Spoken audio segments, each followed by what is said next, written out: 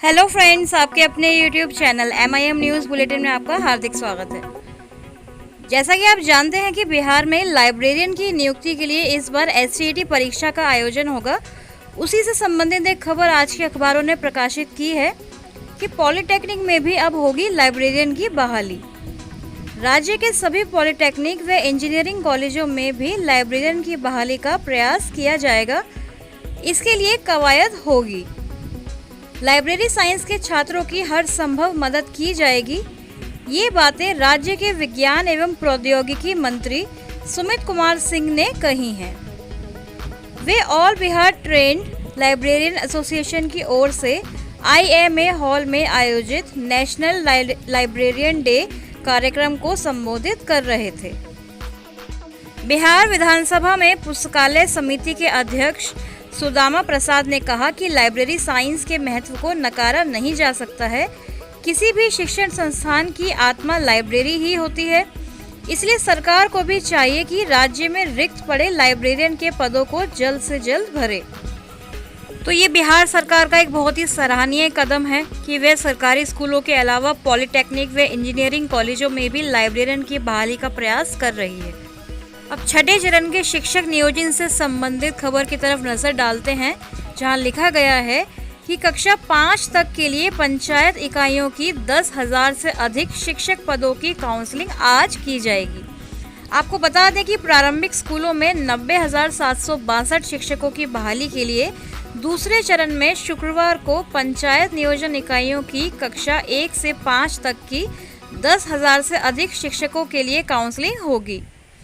पंचायत नियोजन इकाइयों की काउंसलिंग प्रखंड मुख्यालय स्तर पर होनी है और काउंसलिंग की मॉनिटरिंग जिला के अधिकारियों के साथ ही मुख्यालय स्तर पर भी की जा रही है। विजुअल मॉनिटरिंग भी की जा रही है। नगर निकायों और प्रखंड नियोजन इकाइयों की काउंसलिंग जिला स्तर पर की जा रही है। दूसरे चरण की अंतिम काउंसलिंग के बाद शेष बचे इकाइयों और रद्द किए गए इकाइयों की काउंसलिंग के लिए तीसरे चरण की तिथि जारी की जाएगी और चयनित अभ्यर्थियों के सभी कागजात संबंधी संस्थानों से सत्यापन के बाद ही नियुक्ति पत्र दिया जाएगा। तो अगस्त महीने के एंड तक ही तृतीय चक्र की यानी थर्ड राउंड ऑफ काउंसलिंग की बात चल रही है। बाकी आगे पता चलेगा कि नियुक्ति पत्र देने में कितना समय लगता है। इसके अलावा आपको बता दें कि राजधानी के 70 केंद्रों पर आज B.Ed CET की परीक्षा होगी और 2 घंटे पहले ही आपको करना होगा रिपोर्ट। राज्य के B.Ed कॉलेजों में नामांकन के लिए बिहार B.Ed संयुक्त प्रवेश परीक्षा, जिसे हम B.Ed CET के नाम से जानते हैं, वह शुक्रवार को राजधानी के यानी आज राजधानी के 70 केंद्रों पर आयोजित की जाएगी। राज्य के 11 जिलों में 276 केंद्रों पर परीक्षा आयोजित होगी। इस परीक्षा में 1,36,772 अभ्यर्थी हिस्सा लेंगे। परीक्षा सुबह 11 बजे से होगी। अभ्यर्थियों को 9 बजे ही सेंटर पर रिपोर्ट करना होगा। परीक्षा 120 अंकों की होगी और इसमें नेगेटिव मार्किंग का भी प्रावधान नहीं है। पटना में सबसे अधिक पाटलिपुत्र विश्वविद्यालय के पास 35 परीक्षा केंद्र बनाए गए हैं। अगली खबर BPSC एस्पिरेंट्स से जुड़ी हुई है। उनके लिए खुशखबरी है कि BPSC ने घोषित की 5 परीक्षाओं की तिथि। बिहार लोक सेवा आयोग BPSC ने 5 परीक्षाओं की तिथि घोषित कर दी है। यह परीक्षाएं 17 सितंबर से 12 दिसंबर तक विभिन्न तिथियों में संचालित की जाएंगी। अधिसूचना आयोग की वेबसाइट पर अपलोड कर दी गई है। संयुक्त सचिव सह परीक्षा नियंत्रक अमरेंद्र कुमार ने बताया कि मोटरयान निरीक्षक लिखित प्रतियोगिता परीक्षा 17 एवं 18 सितंबर को आयोजित होगी।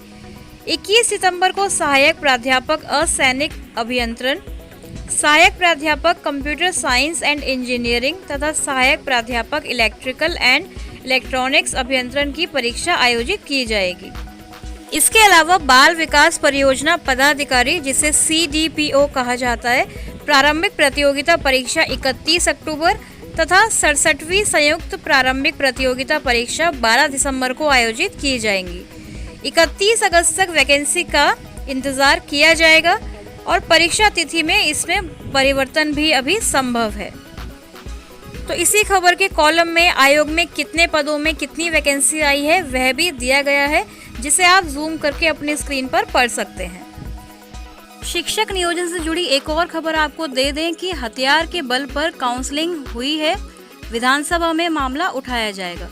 तो यह खबर सीवान जिले से निकलकर आई है कि शिक्षक नियोजन काउंसलिंग में हुई धांधली को लेकर जीरोदेई विधायक अमरजीत कुशवाहा ने मंगलवार को एक प्रेस वार्ता के दौरान कहा है कि शिक्षक नियोजन में जमकर धांधली हुई है।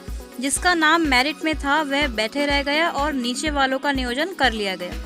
इस मामले को लेकर डीएम से भी शिकायत की गई। उन्होंने यह भी कहा कि यदि मामले की जांच नहीं होती है तो इस मामले को विधानसभा में उठाया जाएगा।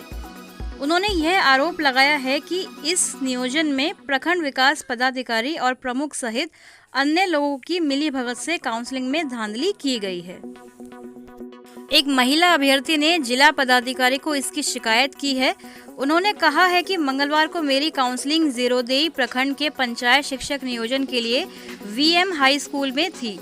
समय पर पहुंची, परंतु काउंसलिंग के दौरान मेरा नाम नहीं बोला गया और कहा गया कि बहाली तो हो गई है। जब इसकी पूछताछ की गई तो जो जबरदस्ती करने के साथ धक्का देने लगे। उन्होंने यह भी कहा कि मेधा सूची में 67.45% अंक हैं। जब पूछताछ करने के लिए अधिकारियों से मिलने की कोशिश की गई तो जीरोदेई प्रखंड विकास पदाधिकारी और प्रमुख द्वारा किसी पदाधिकारी से नहीं मिलने दिया गया। इसके बाद इसकी शिकायत जिला पदाधिकारी से की गई। उन्होंने यह भी कहा कि इस काउंसलिंग में बीसी फीमेल से 2 ही अभ्यर्थी मौजूद थी। तो फ्रेंड्स, शिक्षक नियोजन की काउंसलिंग में इस तरह की धांधली की खबर अभी भी सामने आ रही है। इसी तरह आगे भी कोई अपडेट आएगी तो आपको सबसे पहले बताया जाएगा। बिहार एसटीईटी एवं 7वें चरण की शिक्षक बहाली से जुड़ी किसी भी अपडेट को सबसे पहले पाने के लिए हमारे चैनल को सब्सक्राइब करें एवं बेल आइकन दबाना ना भूलें। Thank you for watching.